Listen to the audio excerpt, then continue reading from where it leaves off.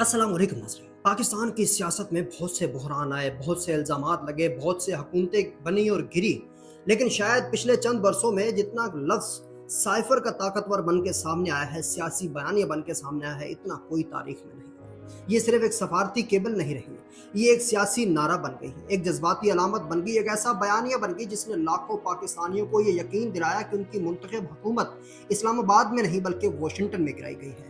मगर 3 साल गुजरने के बाद जब जज्बात की जगह दस्तावेज सामने आई, अदालतों में गवाहियां हुई और वाकयात को वक्त के फासले से दोबारा देखा गया, तो पूरी कहानी पहले से कहीं ज्यादा पेचीदा नजर आने लगी। ये किस्सा शुरू होता है मार्च 2022 से। उस वक्त पाकिस्तान शदीद सियासी बहरान में दाखिल हो चुका था। हुकूमत और एस्टेब्लिशमेंट के ताल्लुकात खराब हो रहे थे, मईशत दबाव में थी, अपोजिशन जमातें मुतहद हो चुकी थी और इस्लामाबाद के सियासी माहौल में बेयकीनी बढ़ रही थी। इन्हीं दिनों में वाशिंगटन में पाकिस्तान हाउस में एक मुलाकात हुई। पाकिस्तान के सफ़ीर असद मजीद खान ने अमरीकी हुक्काम के साथ लंच मीटिंग की, जिसमें अमरीकी वफ्द की क़यादत डोनाल्ड लू कर रहे थे। मुलाकात ख़त्म हुई तो सफ़ीर ने इस्लामाबाद के लिए एक केबल तैयार की। यही वो दस्तावेज थी जो बाद में साइफर कहलाई। मगर यहाँ एक बात अक्सर नज़रअंदाज हो जाती है, ये कोई खुफिया ऑडियो रिकॉर्डिंग नहीं थी और ना ही कोई लफ्ज़ ब लफ्ज़ ट्रांसक्रिप्ट। ये एक सफ़ीर की अपनी तशरीह, अपना तासुर था। मुलाकात में क्या बात हुई और इसका क्या मतलब लिया जा सकता है। सफारती दुनिया में ऐसी केबल्स रोजाना लिखी जाती हैं। हर सफ़ीर अपने अंदाज में गुफ्तगू को समराइज करता है, उसकी टोन और इम्प्लीकेशन बयान करता है। यही वजह है कि सफारती केबल हमेशा हतमी हकीकत नहीं बल्कि एक डिप्लोमेटिक असेसमेंट समझी जाती है। चंद हफ्ते बाद इमरान खान ने परेड ग्राउंड के जलसे में एक कागज लहरा कर कहा कि बैरूनी ताकतें उनकी हुकूमत गिराना चाहती हैं। इसी लम्हे से साइफर एक सफारती दस्तावेज से बढ़कर एक सियासी हथियार बन गया। लाखों लोगों ने यकीन कर लिया कि अमेरिका ने पाकिस्तान में रजीम चेंज कराया है।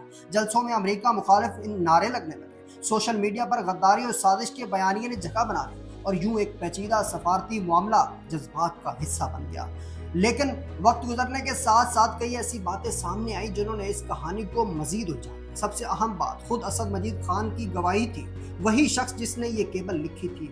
बाद में अदालत में पेश हुआ और उसने कहा कि केबल में साजिश या धमकी जैसे अल्फाज मौजूद नहीं थे। उसने ये भी कहा कि अमेरिका को एहतजाजी मुरासला भेजने की सिफारिश उसी की अपनी प्रोफेशनल एडवाइस थी। इस बयान ने बहुत से लोगों को हैरान कर दिया, क्योंकि अवामी बयानिया इससे कहीं ज्यादा शदीद शक्ल इख्तियार कर चुका था। दूसरी तरफ यह भी हकीकत थी कि उस वक्त पाकिस्तान और अमेरिका के ताल्लुकात वाकई खराब थे। सदर बाइडेन ने 1 साल तक इमरान खान से कोई राब्ता नहीं किया। रूस के दौरे, अफगानिस्तान के बाद की पॉलिसी, मगरब के साथ बढ़ती हुई कशीदगी ने वाशिंगटन को नाराज कर दिया। बैनुल-अक़वामी सियासत में ताकतवर ममालिक अक्सर अपने मफादात के मुताबिक दबाव डालते हैं, इशारे देते हैं और अपनी पसंद या नापसंद जाहिर करते हैं। इसलिए अमरीकी हुकाम ने यह तासुर दिया था कि नई क़यादत के साथ ही ताल्लुकात बेहतर हो सकते हैं। तो ये गैर मामूली सफारती जुबान नहीं थी। असल सवाल यह था कि ये क्या सिर्फ डिप्लोमेटिक प्रेशर था या वाकई हुकूमत गिराने की कोई मुनज़्ज़म कार्रवाई थी। ये सवाल आज भी पूरी तरह हल नहीं हो सका। फिर एक और मोड़ आता है, एक ऑडियो लीक सामने आती है जिसमें इमरान खान साहब मुबैना तौर पर कहते हुए सुनाई देते हैं कि हमें अब इससे खेलना है, अमेरिका का नाम नहीं लेना। बाद में इस ऑडियो की ऑथेंटिसिटी भी तस्लीम कर ली गई। इसके बाद बहुत से लोगों ने पूछना शुरू कर दिया, अगर वाकई एक साजिश मौजूद थी तो फिर इस मामले को खेलने की बात क्यों की जा रही है। इसी दौरान एक और हैरान कुन हकीकत सामने आई, असल साइफर गायब हो चुका था। दफ्तर खारजा के पास अपनी कॉपी मौजूद थी, कौमी सलामती कमेटी के पास अपना रिकॉर्ड मौजूद था, मगर वजीर आजम ऑफिस वाली कॉपी लापता हो गई थी। बाद में वही दस्तावेज अमरीकी मीडिया तक पहुंच गई। पहले द इंटरसेप्ट साइट ने इसे शाया किया, ड्रॉप साइट ने 2 मरतबा दावा किया कि ये लीक पाकिस्तानी फौज के किसी एनोनिमस जराए से आई है, लेकिन आज तक किसी ने वाज़ेह नहीं किया कि ये केबल इस्लामाबाद से वाशिंगटन तक कैसे पहुंची।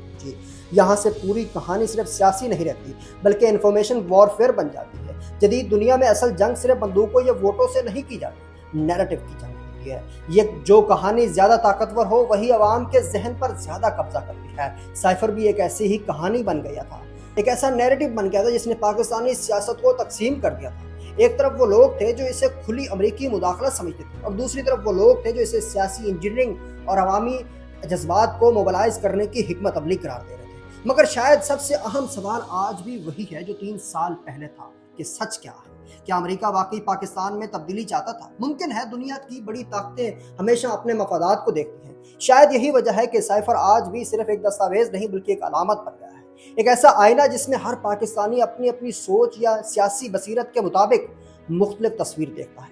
کسی کے لیے یہ بیرونی سازش کا ثبوت ہے، کسی کے لیے ایک سیاسی بیانیہ، اور کسی کے لیے پاکستان کی طاقت، کمزوری، سیاست اور ریاست کے درمیان جاری دائمی کشمکش کی علامت ہے۔ لیکن سچ تو یہ ہے کہ جب کوئی حکومت عوام کی امنگوں پر پورا نہیں اترتی تو وہ اپنی ناکامیوں کا بھنڈار کسی پر ڈال کر اپنی سیاسی زندگی کو دوبارہ زندہ کرنے کی کوشش کرتی ہے، اور نئے وعدوں کے ساتھ اپنا نیا سیاسی بیانیہ لے کر دوبارہ میدان میں اترتی ہے۔ اللہ نگہبان۔